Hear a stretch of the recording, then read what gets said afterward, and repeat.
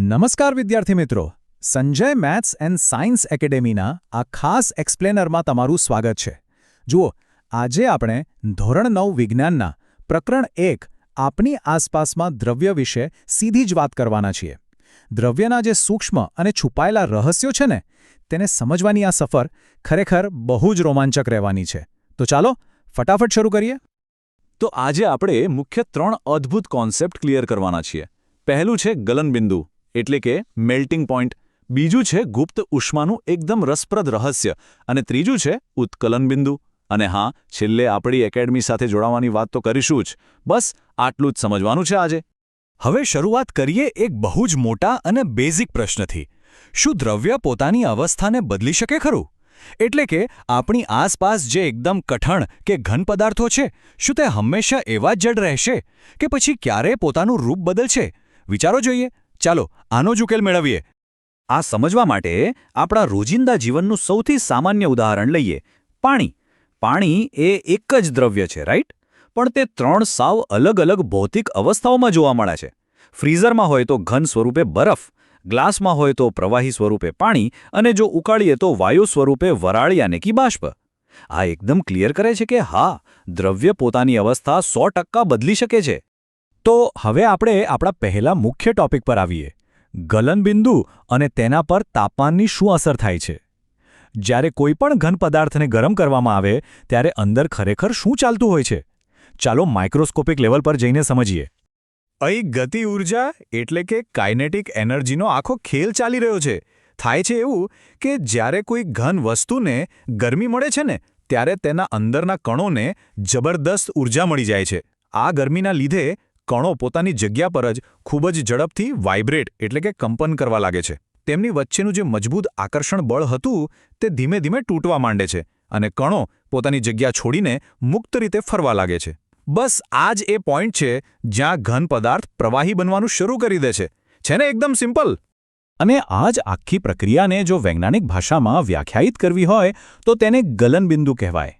એટલે કે જે લઘુત્તમ તાપમાને સામાન્ય વાતાવરણીય દબાણ હેઠળ ઘન પદાર્થ પીગળીને પ્રવાહી બની જાય તેને તે પદાર્થનું ગલનબિંદુ કહે છે. અને ખાસ વાત નોંધજો, કોઈપણ ઘન પદાર્થનું ગલનબિંદુ એ બીજું કંઈ નહીં પણ તેમાં રહેલા કણો વચ્ચેના આકર્ષણ બળની મજબૂતાઈ જ બતાવે છે.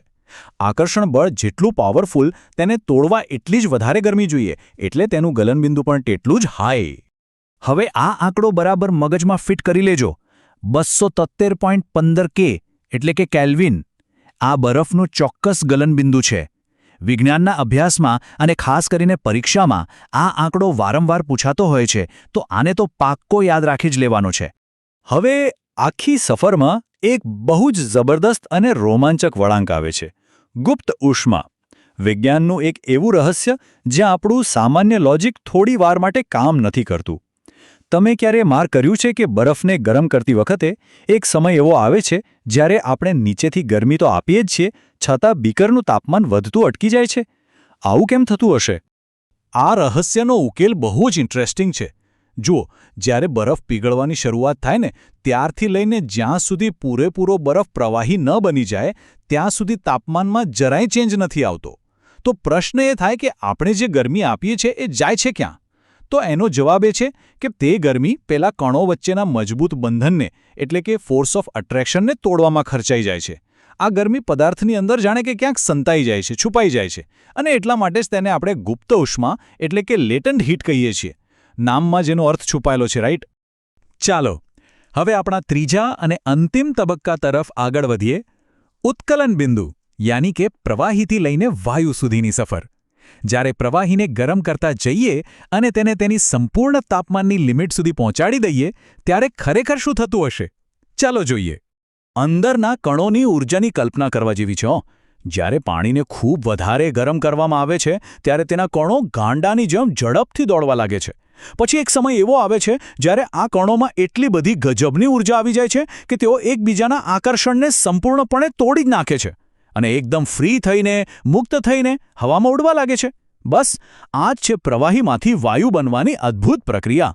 આ આખી જે અસ્તવ્યસ્ત અને ફાસ્ટ સૂક્ષ્મ પ્રક્રિયા છે ને, તેને વિજ્ઞાનમાં ઉત્કલન બિંદુ કહેવાય છે. એટલે કે જે ચોક્કસ તાપમાને સામાન્ય વાતાવરણીય દબાણ હેઠળ પ્રવાહી ઉકળવાનું શરૂ કરી દે અને સફળતાપૂર્વક વાયુ અવસ્થામાં એટલે કે વરાળમાં ફેરવાઈ જાય તેને તે પ્રવાહીનું ઉત્કલન બિંદુ કહેવાય છે. સિમ્પલ. હવે પાણીના ઉત્કલન બિંદુ માટે આ બે આંકડાઓ ખાસ જોઈ લેજો. સેલ્સિયસ માપક્રમમાં તે 100 ડિગ્રી સેલ્સિયસ છે અને જો તેને કેલ્વિનમાં ફેરવીએ તો તે 373 કે છે. બંને બરાબર જ છે, એક જ તાપમાન દર્શાવે છે. ફરક માત્ર એટલો જ છે કે માપવાના એકમો એટલે કે યુનિટ્સ અલગ છે.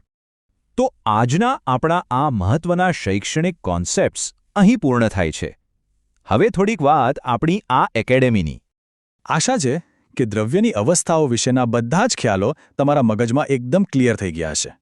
જો તમને આ માહિતીસભર એક્સપ્લેનર ખરેખર પસંદ આવ્યું હોય અને કંઈક નવું શીખવા મળ્યું હોય તો Sanjay maths and science academy ચેનલને લાઇક, શેર અને સબસ્ક્રાઇબ જરૂરથી કરજો, જેથી કરીને ભવિષ્યમાં આવા જ આકર્ષક અને સિમ્પલ વિષયો તમને મળતા રહે. અને હા, જતાં જતાં તમારા માટે એક વિચારવા જેવો પ્રશ્ન મૂકતો જાઉં છું. તાપમાન સિવાય આપણી આસપાસ બીજી કઈ કઈ એવી અદૃશ્ય શક્તિઓ હશે જે આ દુનિયાના દ્રવ્યોને અને પદાર્થોને આકાર આપી રહી છે? વિચારજો ચોક્કસ. ફરી મળીશું. ત્યાં સુધી નવું શીખતા રહીએ અને આગળ વધતા રહીએ.